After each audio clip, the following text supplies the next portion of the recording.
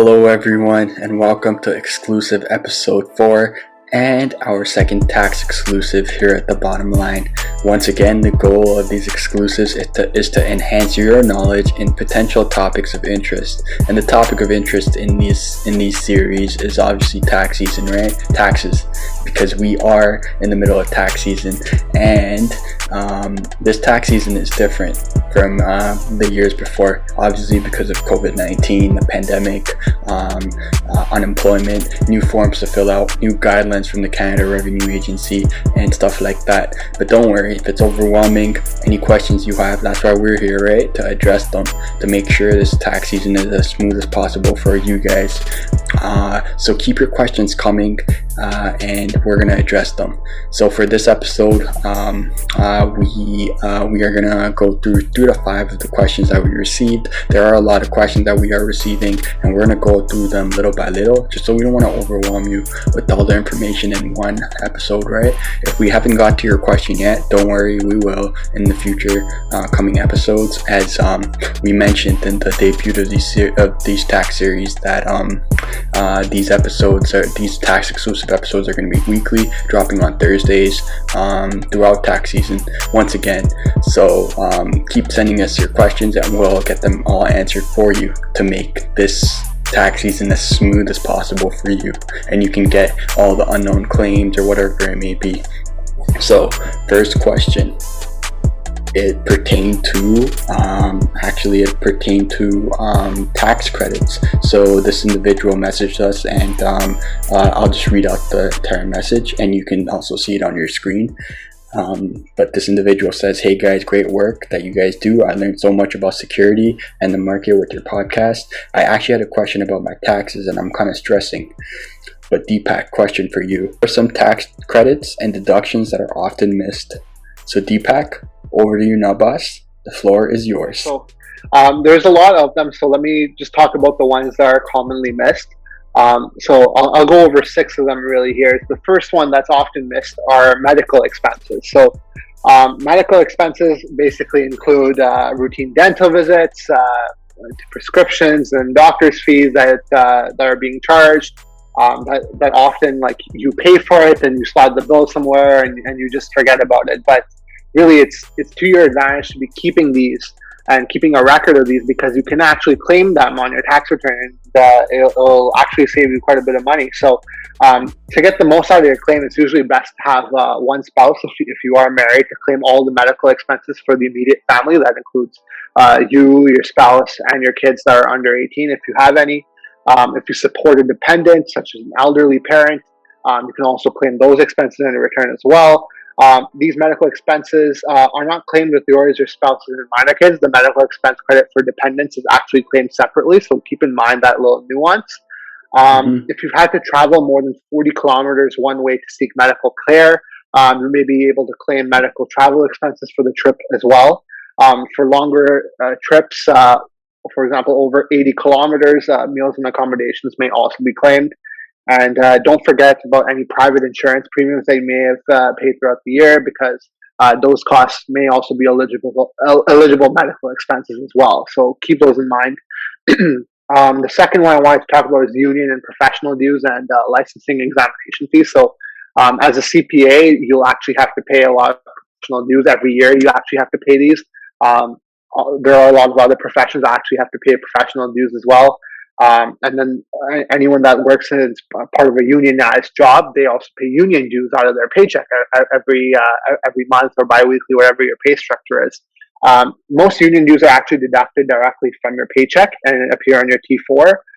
If you've paid any other amounts to union or professional organization, you have to be sure to keep your tax receipts for tax time. If you pay insurance premiums related to your profession, keep track of the cost. Doctors, for example, claim the cost of malpractice insurance that you actually have to have before setting up. If you're required to pass a certification or licensing exam for your profession, that cost may qualify as a tuition expense. Nurses, for example, may claim the cost of yearly licensing fees on Schedule 11 as a tuition amount. And if you are actually reimbursed from your employer for these fees, they are actually not eligible expenses. So they actually have to be paid out of pocket that aren't reimbursed by your employer. Moving on, there's actually moving expenses. If you've relocated for work, you may be eligible to claim a wide range of moving expenses for both you and your family. Some conditions obviously apply, but generally, if you move to a home that's 40 or at least 40 kilometers closer to your new place of employment, you can claim associated moving costs. This is something that actually catches a lot of people because people, in my experience, have moved like 20 kilometers, 30 kilometers closer and have tried to claim it, but it is 40 kilometers minimum. So if it's less than that, then obviously you won't qualify. But commonly overlooked moving expenses are travel expenses for your family, including vehicles, accommodations, meals, fees for changing your address on documentations for identification purposes, such as your driver's license, vehicle registration, health card, or other legal documents. And the expense of title transfer for your new home, as well as one that's often missed. Um, Student loan interest is another one for those students out there. Interest paid on a student loan is actually very often overlooked because students are unaware of this being a deductible expense. This non-refundable credit actually applies to interest paid on eligible loans, so not all types of loans do qualify. For example, if you open a student line of credit to fund your studies, that interest actually, unfortunately, isn't deductible. But the student loan interest can be carried forward for up to 5 years, and if you don't need the deduction this year, you can definitely consider carrying it forward when you have more income in a future year that you anticipate. Um, Childcare expenses is another one for parents, especially now in COVID. If you pay for childcare so that you can work, attend school, or run your business, you already know that these expenses are tax deductible, but there are actually other expenses that also qualify, along with the usual fees from daycares or in-home providers. Most overnight camps and summer day camps are also eligible for the deduction. Obviously, daycares were shut down for a brief period during COVID, but they have been opening up again. We're kind of going back and forth and in and out between different lockdowns, but for the Yeah. period that the daycares are open, you sent them over, yeah, like you definitely can claim those expenses. And the other one that's often missed is employment expenses. And I talked a little bit of, actually, I talked at length about this in our previous tax special. So I'm not going to go into that, but historically, that's been one that's often missed, really. But I think now, because so many people are working from home, they are realizing the importance of claiming it and how much of an impact this can ultimately have on your tax bill. So I definitely don't expect anyone that listens to the bottom line to miss out on those employment expenses. And if you do want a refresher, please refer back to the last special we posted. So yeah, these are the most common expenses and tax credits that are missed. There are definitely going to be others, but these are the most common ones, and these can have the biggest impact on your tax return. So definitely, when you are preparing your taxes, make sure to keep this in mind. And like I said, we had our guest speaker last week, Saurabh Mehta. If you do have any other tax questions, please feel free to reach out to him. If you need help preparing your tax return, definitely reach out to him, and because he's absolutely happy to help, and will make sure that you're actually utilizing all the tax credits and deductions that are available to The you. question was, I have been a crypto investor since time, and I was wondering if I were to cash out my earnings from my wallet, how are my earnings going to be taxed in Canada/Ontario? So Deepak? Okay. Yeah, I mean, I expected this one to be a popular question with the rise of cryptocurrency this year, but yeah, I'll try to answer that as best I can. So, just to go briefly over like how cryptocurrency is taxed in Canada. So, the CRA actually has issued guidance in regards to how taxpayers are in fact liable for taxes on crypto, even though it's not officially on like a trading platform like TD Ameritrade or whatnot. There are other websites that people are using that don't provide that sort of reporting, like the T5 that you would generate automatically with like TD, for example. But it's definitely something that you are liable to be taxed on. It's not considered to be legal tender currency. Rather, it's treated as a commodity. Um, so cryptocurrency is taxed in Canada as either capital gains or as income tax, depending on whether your activity with cryptocurrency is considered to be a business or not. Obviously, if you're actively trading cryptocurrency, the CRA's view is likely to be that that's sort of business income, and it'll be taxed 100%. Whereas if you've just bought cryptocurrency, held it for a while, and now you've sold it to make your gain, then they'll think of it as more of a passive investment. Um, and really you'll be taxed on one half of the gain instead. So that's one of the nuances that you have to be aware of. if you're still unsure about whether it'll be considered business income or passive capital gains, then definitely reach out to me and I can help you with that decision or making that judgment. But that's sort of the guidance that the CRA has provided. So they've also provided more guidance on like what types of crypto transactions are taxable in Canada. So the CRA actually states that a disposition of cryptocurrency results in taxable consequences, as we know. These dispositions or taxable events are as follows. So selling crypto for fiat, for example, the CAD. So like if you have Bitcoin, you've sold it for the CAD, the Canadian dollar, and you've made a gain on that, then obviously that's going to be a disposition and that's going to be taxed. Interestingly, crypto for crypto is actually also a taxable event or a disposition. So if you sold your Bitcoin to buy more Ether, then you've effectively locked in the gain that you made on that Bitcoin from your adjusted cost base to the price you sell it at. So that's another thing that's going to be taxed on.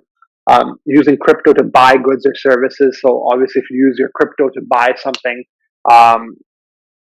online or wherever you can use your crypto, then that's effectively selling your crypto. You didn't get cash out of it, but you sold it for a good, so it's a deemed disposition. You'll be taxed on that.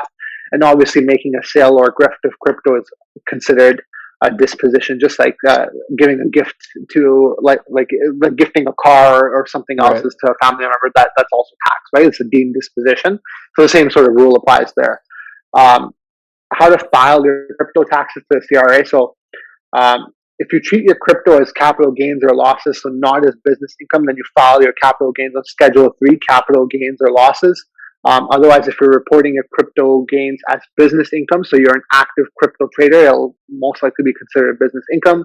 Then you'll report it via the T2125, which is a statement of business or professional activity. So again, depending on which one it is, you will have to fill a different form. But again, the CRA does expect you to be paying taxes on your crypto gains. And I just mentioned the 4 different ways that they'll actually consider a disposition of crypto to have occurred. And if that's the case, you will have to pay taxes on that. So I hope that does answer your question. If you have any further follow-ups, definitely feel free to reach out. That was great advice on crypto investing and what to do when you cash out and tax implications on that. So final question for this episode. Once again, we are getting a lot of questions and we're trying our best to keep up with them. And don't worry if we didn't get to your question this week, but we'll for sure address it in the weeks ahead. But the last question for this episode is, so this individual is currently not in Canada due to COVID-19, but and they need to file their taxes. They're currently in the U.S. and they're a resident of Winnipeg. And they asked us, "Can you advise me how to proceed?" So Deepak? Yeah. Okay. So there's this is basically more of a residency status question. So obviously, under the CRA's guidance, you actually have to determine whether you are a resident of Canada, and if you are deemed to be a resident of Canada, then you'll have to pay tax in Canada on worldwide income.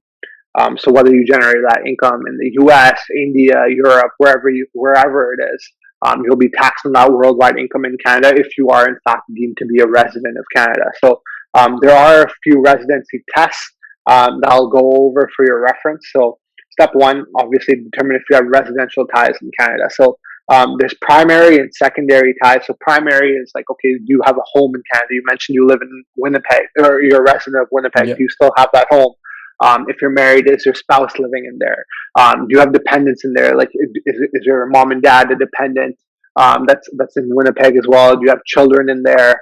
If your wife, again, is a dependent, she's living in there, then these are all primary ties. If you don't have that, then they look at secondary residential ties. That includes personal property, such as whether you have a car in Winnipeg or furniture in Winnipeg, social ties in Canada, such as memberships in Canadian recreational or religious organizations, economic ties in Canada, such as Canadian bank accounts or credit cards. So if you are banking in Canada, then you'd have a Canadian bank account, you'd have Canadian credit cards. The CRA looks at all of that. A Canadian driver's license. If you are a resident of Winnipeg, I'm assuming you would have had a driver's license, a Canadian passport, and the health insurance of the Canadian province or territory. So again, if the primary tests aren't enough, then they'll look at the secondary residential ties, and They really look at it from a whole holistical perspective, whether or not you will be deemed to be a resident. The one thing that you also need to be cognizant of is if you're sojourning in Canada. So if you're within, if you're in Canada for 183 days or more, you'll be deemed to be a resident of Canada. So, with that being said, even if none of the other ties are met, if you are in Canada for 183 days, you're considered to be a resident of Canada, deemed resident of Canada, and you are taxed on your worldwide income in Canada. But it doesn't appear that that situation applies to you because you're actually stuck in the US rather than being stuck in Canada. If you were a US citizen and you were in Canada, stuck here for over 183 days, then you'd be deemed to be a resident. So that would have been an issue, but this doesn't seem to be your problem. This is just more so for informational purposes. But again, in your case, it seems that the CRA would consider all of that. It doesn't seem like you have any intention of staying in the US. You're kind of just stuck there due to COVID, and you will be returning. So the CRA will also take that into consideration. So more likely than not, if many of these primary and secondary residential ties are met in your situation, then you will be to be a resident of Canada, and you'll pay tax on your worldwide income here. So nothing should change, despite the fact that you are stuck in the States due to COVID. Sounds good. I hope that helped you out. And then once again, if you have any questions, or follow-up questions or any other questions, feel free to reach out to us. Most of these questions were on our Instagram and TikTok, but there are a few in our emails as well, and we're getting to all of them. Again, if your question wasn't answered in this one, we're on it, and we'll be providing answers to that in the weekly episodes ahead. So keep the questions coming, and that's what's gonna drive these episodes, because we want to help you guys out and make this tax season as easy as possible for you guys. So with that being said, this does wrap up exclusive episode 4 and our second tax season exclusive. As always, we hope that the information we provided helped you guys, and go and get to filing your taxes as soon as possible. Don't wait.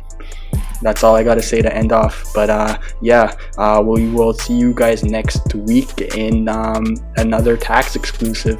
Keep the questions coming, and take care, everyone.